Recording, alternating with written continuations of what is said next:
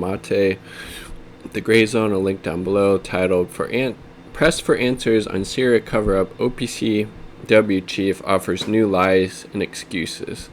Let's see if this story will get covered by the hacks at TYT. I doubt it. Facing growing outcry, OPCW Director General Fernando Arias went before the UN and told new falsehoods about his org's Syria cover-up scandal, along with more disingenuous excuses to avoid addressing it. Part 1 of 2. The 2 years since the censorship of a Syria chemical weapons investigation was exposed, the head of the OPCW, Fernando Arias, has vigorously resisted accountability. Again, the only reason you would not want to look into this scandal is because, it would expose that this cover-up happened, and the OPCW chief at this point doesn't want that to happen, obviously. Arias has refused to investigate or explain the extensive manipulation of the OPCW's probe of an alleged April 2018 chlorine attack in Douma.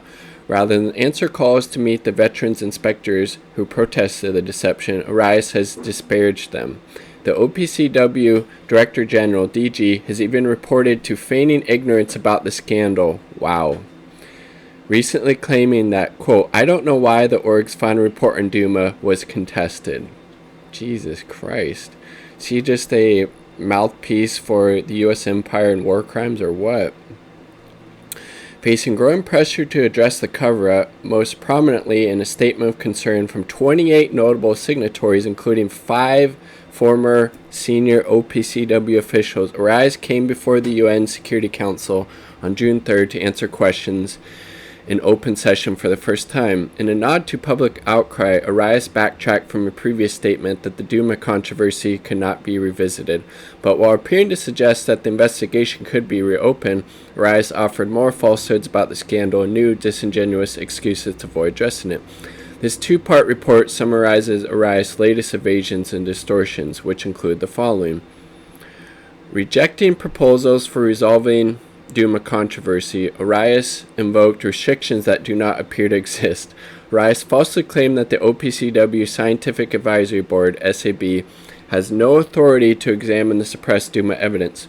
Arias also claimed that he personally has no authority whatsoever to reopen this investigation, even though the OPCW's regulations contain no such limits.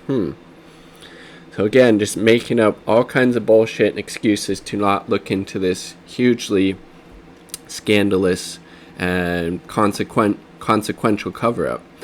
To discredit the vast quantity of work that was done for the investigation's original report, which found no evidence of a chlorine attack, Arias also falsely stated the bulk of analysis was conducted after its chief author was no longer involved.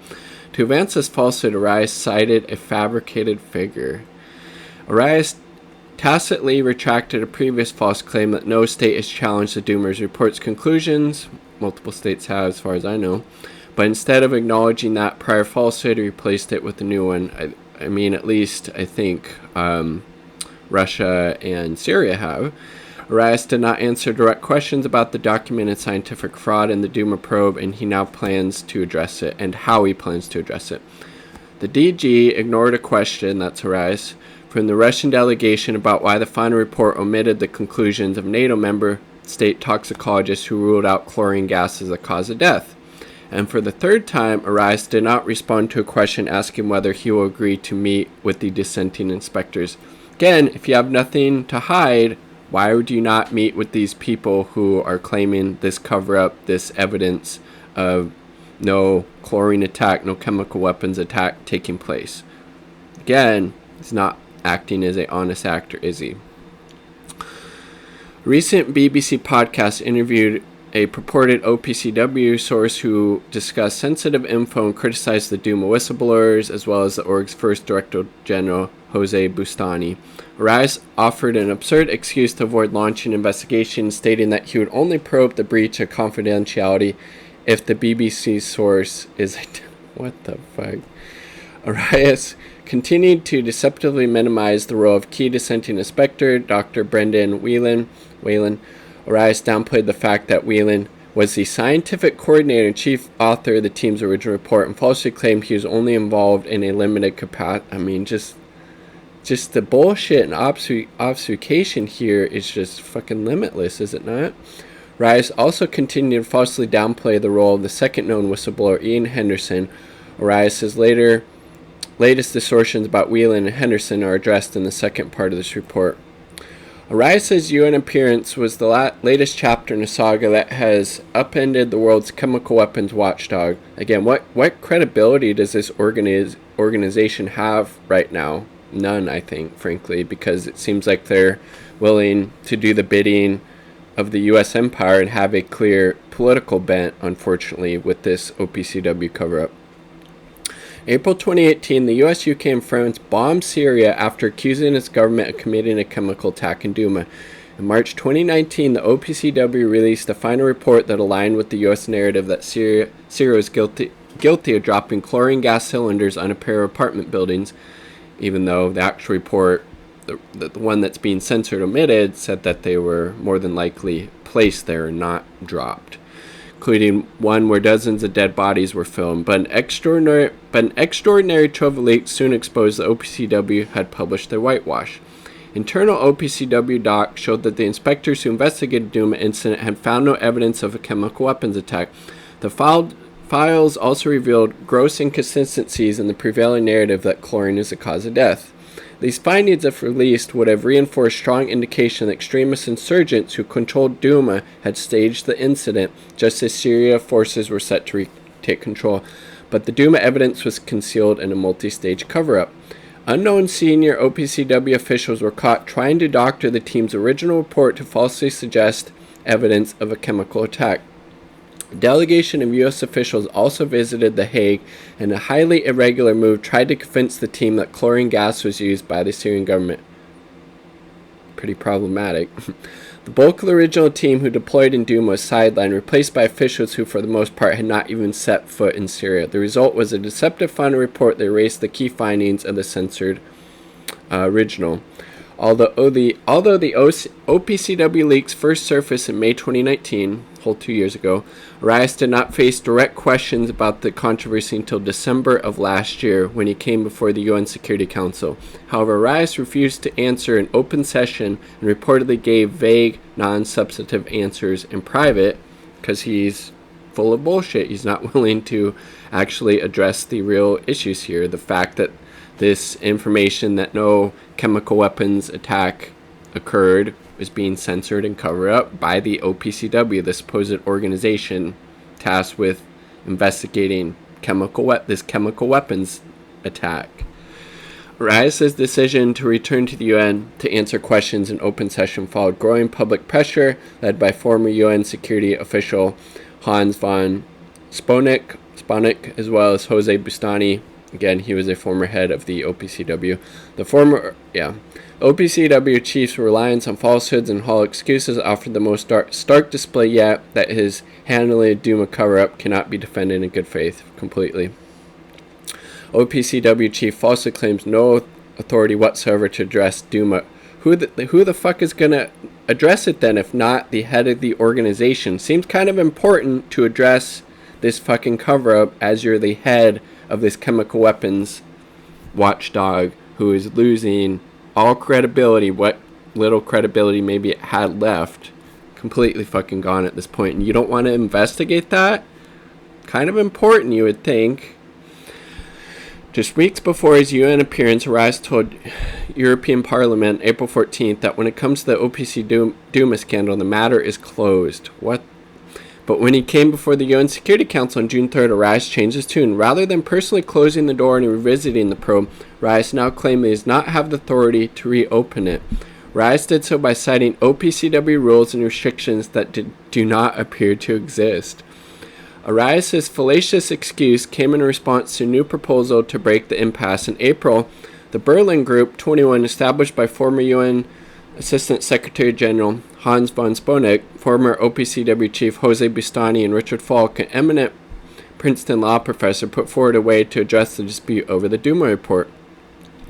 They urged Arias to allow the OPCW's own Scientific Advisory Board, SAB, a subsidiary body of made up of 25 independent scientific and technical experts who serve in their personal capacities to assess the claims of dissenting inspectors.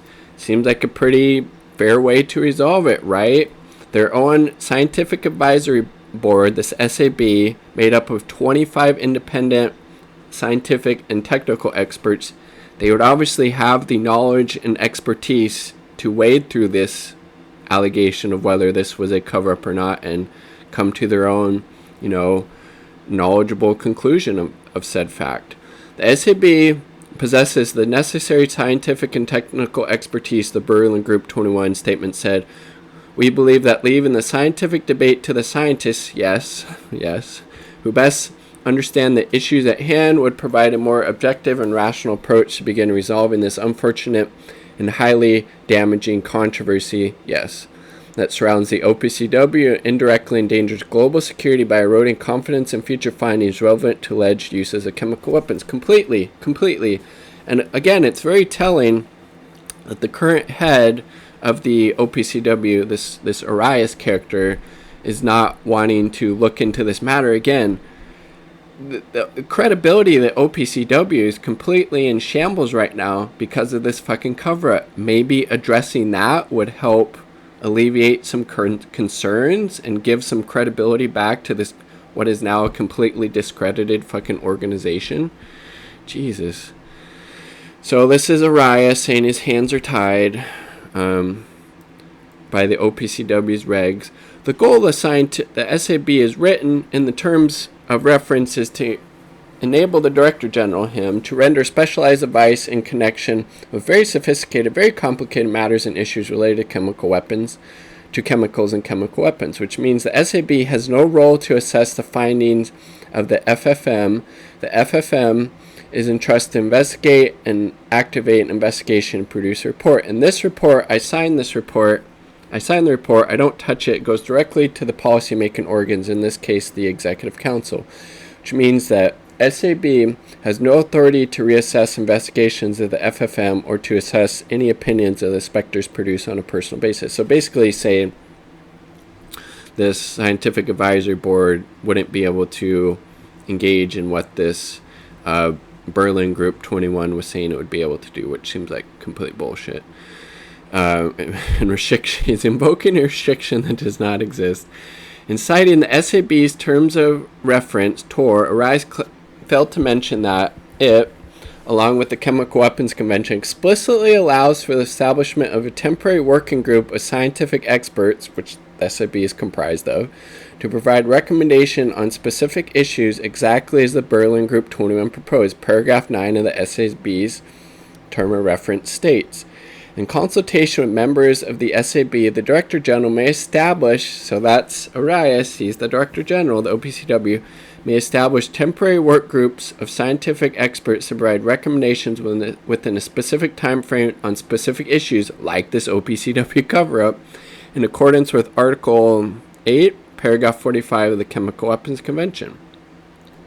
Contrary to Arias' claim, there is nothing preventing him from convening a work group of scientific experts to review the particularly specific issue that the Duma investigation, arguably the most eternally contested issue in the OPCW's history. It's clear he doesn't want to do it. He doesn't want any kind of light shed on this hugely problematic episode of the OPCW's history.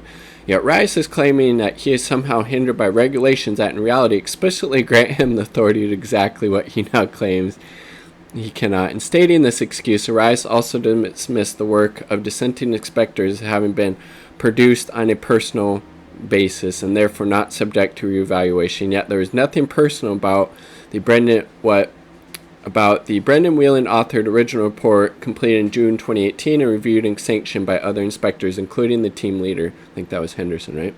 What remains unknown is who exactly were the senior OPCW officials who personally doctored its contents, a question that Arias has refused to investigate. Maybe because it was himself, people he's connected to, but obviously it would be very important to figure out who the fuck doctored these documents. Get them the fuck out of the OPCW, obviously, because they're not honest actors. They're working with a clear political motive and agenda. Rice also offered another hollow excuse. The OPCW chief claimed he can no longer revisit the Duma investigation because no longer in the hands of his office, but instead the policy-making org of the OPCW. According to Rice, that power now lies in the hands of the Executive Council, rotating group of 41 member states who govern the OPCW, and the full conference of state parties, all OPCW states. So there's him making this excuse. Contrary to Rice's assertions, the Chemical Weapons Convention does not support his claim that once a final report is issued, it becomes in the hands of the Executive Council and Conference. The relevant passage of the CWC simply states that, quote, the Director General shall promptly transmit the preliminary and final reports to the Executive Council and to all state parties. There is nothing to suggest here that the Executive Council or the state parties become the custodian of these reports, or that the Technical Secretariat, TS, which the Director General oversees, somehow loses control over them. This is indeed borne out of best practice. It is common for the TS to make amendments to final reports and issue them without the Executive Council's permission. Such amendments, which are issued as official TS addendums to published reports, can be minor technical or typographic corrections, but also major substantive additions.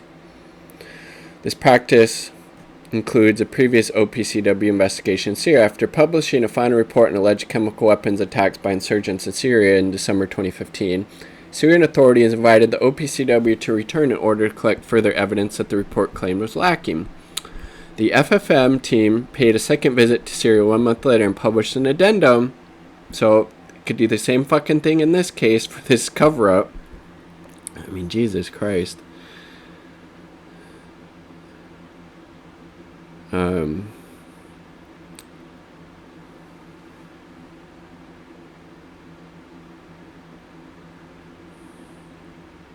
So yeah, and then he's trying to say that these dissenting inspectors have manifestly incomplete info on the Doom investigation, rendering their protests egregious.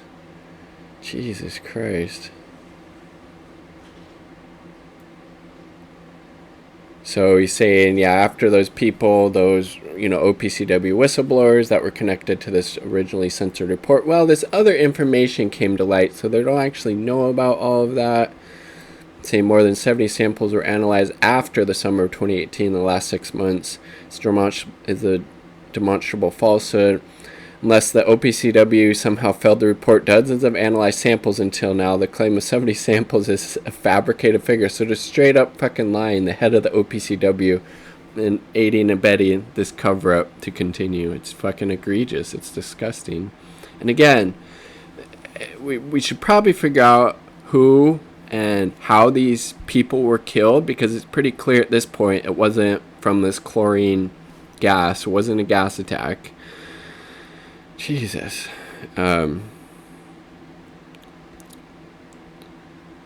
Chemical analysis samples. So this is from the report itself, I believe. For interim report, for final report. So yeah, where is this fucking 70 figure Arias is talking about? It's not in there.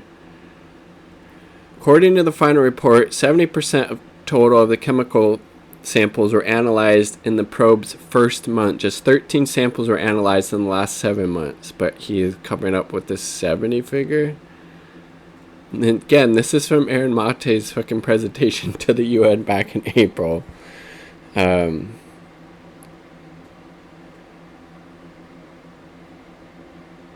Jesus Christ. Retracting one falsehood, Arias places it with another. European Parliament, April, Arias falsely claimed that no state party has challenged any of the Duma report's conclusion that Russia even... No, they don't. Yeah, heated two-year public dispute over the Duma investigation. No member state has challenged it. Yet Syria and Russia have vigorously challenged report's findings within the OPCW itself and in Syria's UN Security Council debates. Basically, the only two willing to stand up against these war crimes that were committed, again, and under fucking false pretenses. Jesus Christ.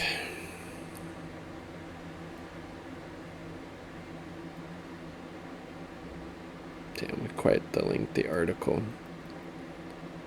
So Russian correspondence goes on to explain why it explicitly does challenge the final report's conclusion that chlorine was likely used. Responding to Arias at the UN, Russian ambassador Vasily Nebenzia read the relevant passage in full.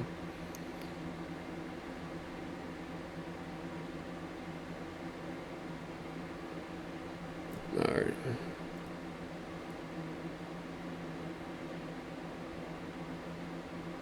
Russian Federation insists, so this is Russia, their ambassador, on the version that there was false evidence on the staged character of the incident in Duma.